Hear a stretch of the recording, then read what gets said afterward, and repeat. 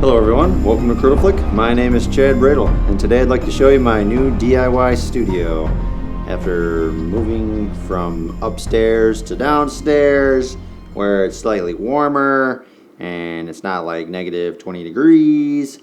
Yeah, it's been a good thing. Today I'd like to show you a few cool things that I have done that I'd like to share with you, as far as giving you some ideas for setting up your own studio look very quickly, and I think pretty effectively as well. So let's jump to it. The styrofoam that I used I got from Home Depot and Menards, although I'm pretty sure the second one you could probably get at Home Depot too. But anyways, I used this type of styrofoam. This actually comes in 4 foot by 8 foot sheets. I believe it's 1 inch, but it's essentially the cheapest white flimsy styrofoam you can get. I think it was like $6 for a 4 by 8 sheet, like I said.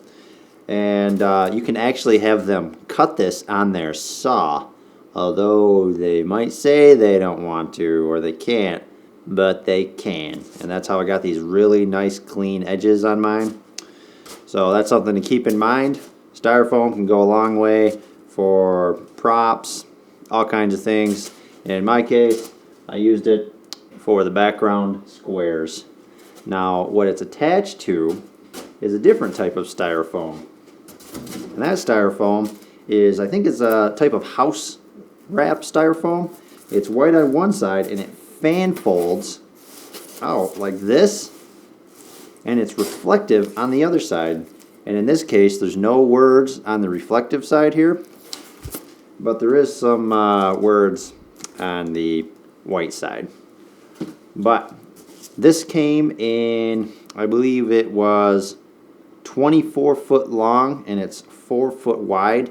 And all I did to set this up was I fan folded it out just like this. I fan folded it out, except the white side or the silver side showing.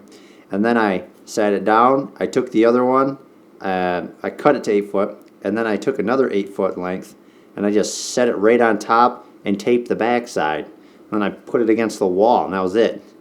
Pretty awesome. And then I just took some adhesive strips, which are right over here, that I got from the dollar store, these little squares here. And I just peeled them off, grabbed my styrofoam sheet, and I just took the little squares and I stuck at 2 points. As you can see, this came from my old setup, but I reused them. But yeah, I just stuck them on the top corners because I'm just essentially hanging them, and just stuck it right to the reflective part. And that was it. Super easy. These squares are 2 foot by 2 foot, and since the fan folds out at 2 foot widths like this, they fit perfectly in there.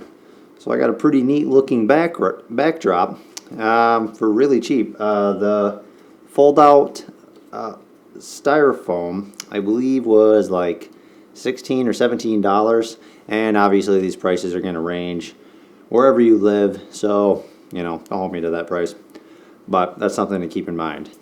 Now the next DIY part of my studio is my microphone that's right above me. It's actually my HTDZ 320A shotgun mic, and I have this suspended by the shotgun mic clip that came with it, and then I took a dollar store mini tripod and I threaded it into that, and then I used masking tape to stick that little tripod, the tripod legs from that, right to a piece of PVC. So now I have a adjustable little head that I can point my shotgun mic in any direction, as well as being able to adjust the clip that it's attached to anyways.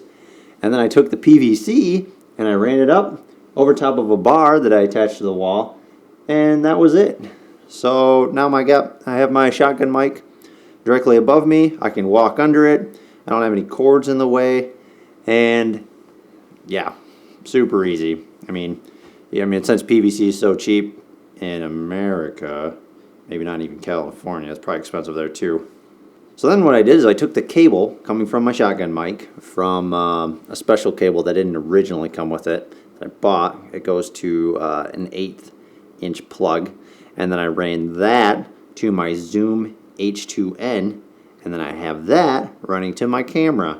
So then it all just records on my camera, and I have a little less workflow to worry about when I go to edit.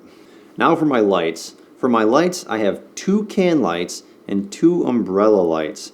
And what I've done is I have 1 can light right here, nothing covering it. It's just facing right to my face. It's nice and close. And then the other one is right behind me, right in the back of my head. The umbrella lights, one of them is actually set up as an umbrella light just next to my can light. My can light's actually clipped to the same stand as the umbrella light, and I'm using that as just kind of like a fill to blend out the background. And my other umbrella light, I actually removed the umbrella, leaving the bulb attached, and then I took some aluminum foil and I just kind of crinkled it around and tried to make like a can shape to reflect more light at me. And that's just a little farther away than my actual can light. So if I hold my hands right here, you can kind of see the difference in the intensity. So that helps act as more of a fill on this side of my face.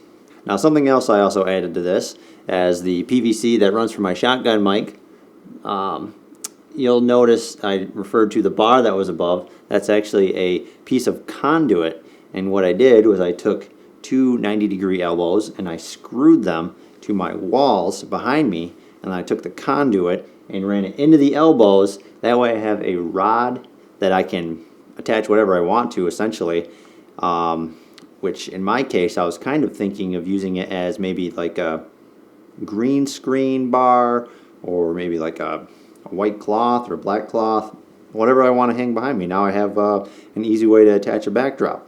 So that's something to think about as well, you know? Expand your horizons as long as you're not afraid to put little holes in your walls.